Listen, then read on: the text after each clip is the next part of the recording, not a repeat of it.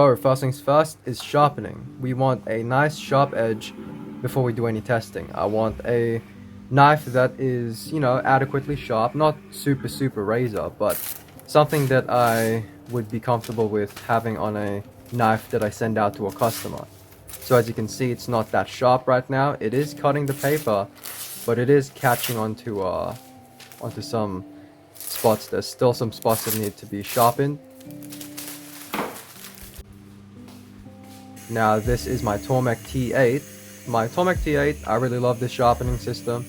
It has a stropping wheel and a grindstone that you can actually change the grit on. You use this stone grater that actually adds grit or removes grit, so it's pretty cool. Now we're just going to be sharpening each side on this Tormek T8. This thing sharpens up the 1075 like crazy. It'll take a keen edge, it sharpens it within minutes. It's really nice. Now we're just going to strop it, and the 1075 was very easy to sharpen, and as you can see, we have a nice razor edge. Definitely sharpened than before, but it's definitely still my paper cutting skills aren't that good, and there's me cutting hair. So next up is the cardboard test. This test will test the abrasion resistance or the edge retention.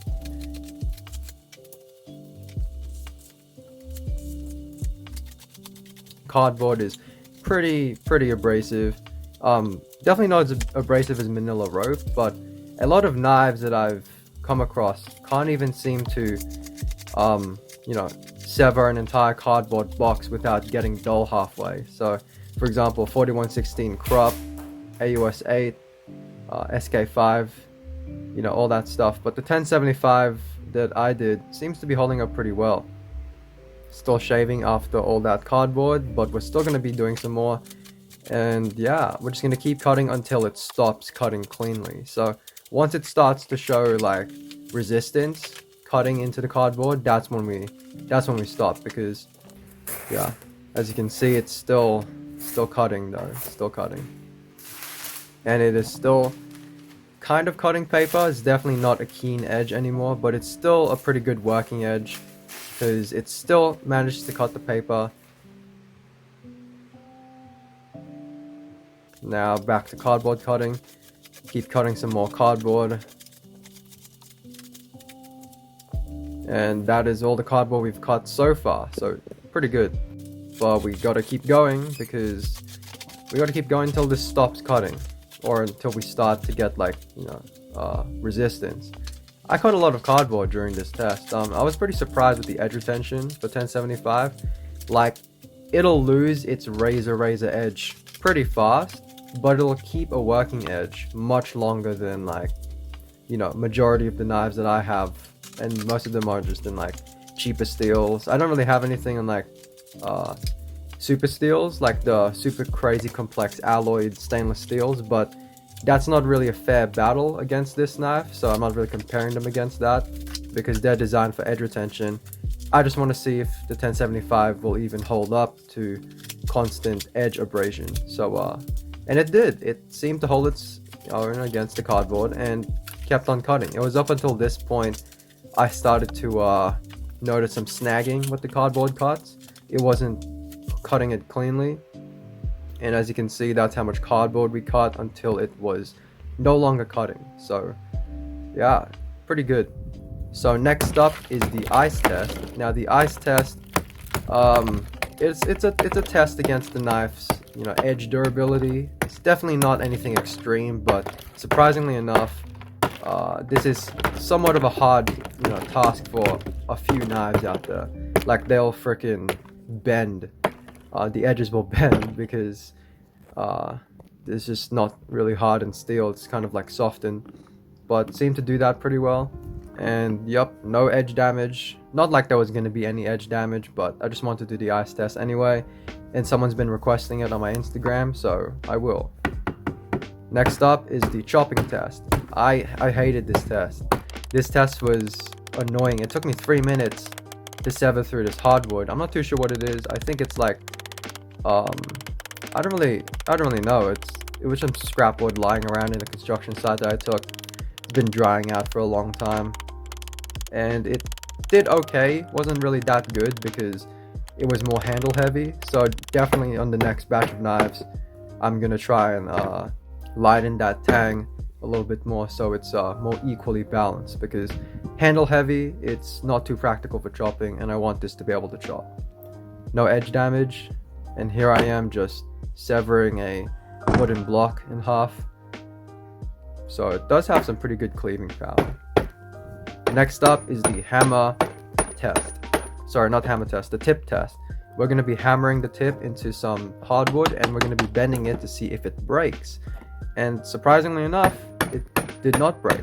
I mean, I wasn't expecting it to break, but we used some particle board that we're going to do, and that didn't really seem to make much of a difference. It was actually kind of easier. You know, as you can see, the tip has not bent.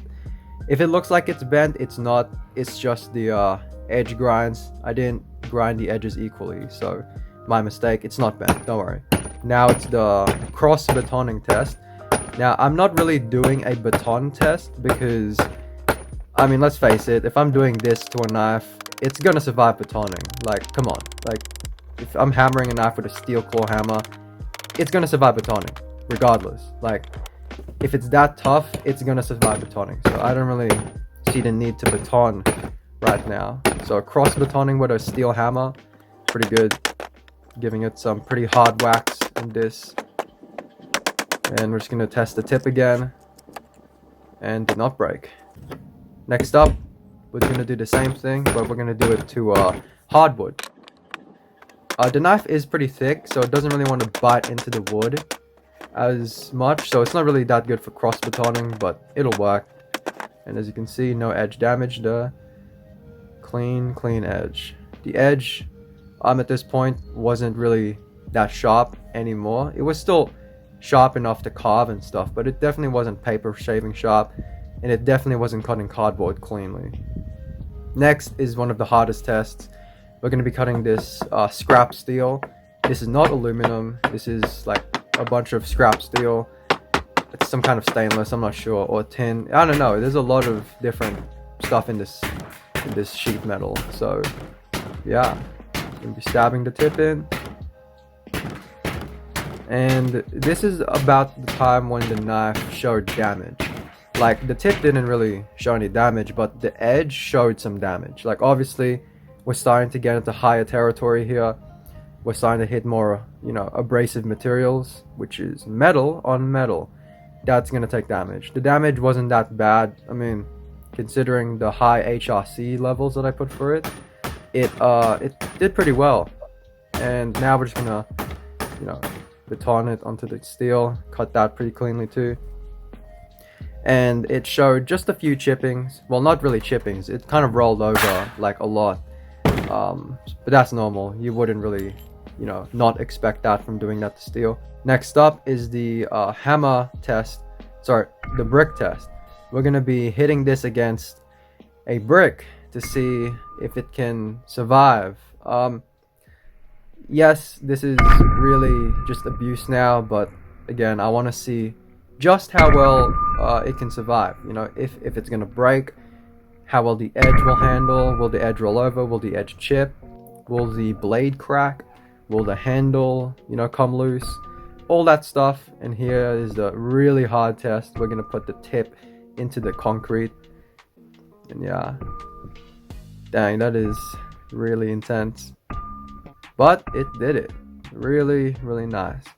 So that's pretty good. Happy. This is some pretty hard things. I like to subject my knives to hard tests. Obviously, it's not realistic, but it's good to know what the knife is capable of doing. Now, the Tokyo Stinger, I'm aiming it for it to be a really powerful do-everything knife. If you have to do this with it, which you'll never have to do, you don't have to worry because you know it's going to survive it. So I like tough knives, I don't like delicate knives. And this is really tough. It's really tough to see just how much toughness you can get out of a simple carbon steel. So something like 1095, 1084, 1055, 1060, 1070, 1075. All those carbon steels are good because it'll survive. They're really tough. I chose 1075 because it's the most accessible to me, and the price difference for the higher ones like 1084 and 1095 was a lot for not that much difference. I mean, 1075 is really close to 1080 anyway, and you know, 1095 is a little bit more brittle, which I don't like. But yeah, I like 1075. It's a good all-rounder for toughness and edge retention. 1080 is pretty much the same, if not really similar. You want to tell the difference just by batoning. Just by using them side by side. You really have to get scientific to be able to tell the difference. Now here's the knife all cleaned up. As you can see, it is still intact. Now the polished side has a little bit of rust, and the other rougher side, the satin side, has more corrosion on it than the polished. Because I did do a corrosion test off camera. I left it overnight in its sheath wet, and it did pretty well. So I'm going to be doing the polished more, but it still did pretty okay. I mean, it is a high carbon steel, so you got to take care of it. And next up is the spine. Now the spine has chipped out because I did hammer the edge by accident. My aim was off, so I kept hitting the edges. That can be fixed with a lower HRC level. So instead of 60, we'll do 57. Now the handle has come a little bit loose. I mean, not loose, because the handle scale lifted a little bit, because when we hammered on the pommel side, as you can see, it has raised up. So I mean, yeah, don't hammer with your knife. And a way we're gonna fix that is we're going to be using a tube rivet, so it has a mechanical weld as well as a chemical weld. And for our chemical weld, we're going to be fixing it with G-Flex, because this is just normal hardware epoxy, the 5-minute shit. Now, as you can see, the knife is still straight. Really straight, actually. It's surprisingly, like, in good condition. Like, the knife itself, we're going to easily fix this up. We're going to, like, sharpen it, and it'll be good to go. So yes, what have we learned in this test? Just how much performance you can get out of a simple carbon steel. 1075 is really tough stuff. I mean, you've seen probably the most test this kind of steel has faced is with the Jess X by Chris Tanner, but that knife is like dead. It hasn't been talked about in years, but that knife took a lot, and it was actually 1070, but this is 1075, which is basically identical. And it's heat treated at home, so it's much more higher quality heat treat than you would get with a production knife. So this knife, I'll be taking all of the bad stuff about this knife. For example, the handle, we're going to be using tube rivet, so it has a mechanical weld instead of just a chemical weld. We're going to be using G-Flex epoxy, and we're going to make it a bit bigger. We're going to give it a lower HRC level, because even though this edge is still fine, I'd still like it to have less of a because there's still really tiny chips. I like it to just roll over entirely. I think it'd be better. So we're going to be doing a lot of stuff. Stay tuned. Once the next design is made, we're going to do the exact same test, and we'll do more tests too. So thank you guys so much for watching, and I'll see you guys later.